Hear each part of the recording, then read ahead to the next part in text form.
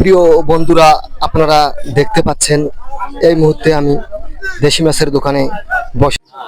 উত্তেজকতা নাই, বেচা বিক্রি খুব হালকাই হচ্ছে।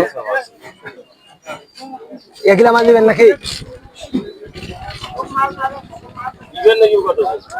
কত করে দিবেন বলেন? বলেন ভাতিজা, কত করে দিবেন? 400 করে দিবেন। এই কথাটা মুখ দিয়ে বলতে হবে। এই বতা কই মাছ আছে, বতা কই মাছ না? এই গছি মাগুর যা নিবেন 600 টাকা কেজি। বুঝতে পারছেন?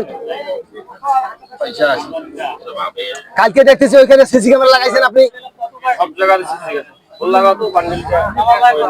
যাই হোক, যারা যারা দেশি মাছ কিনবেন অতি শীঘ্রই চলে আসেন আমাদের বিল্লপুরি বাজারে। সময় অল্প। 450 টাকা কেজি যাইবে না ভাতিজা?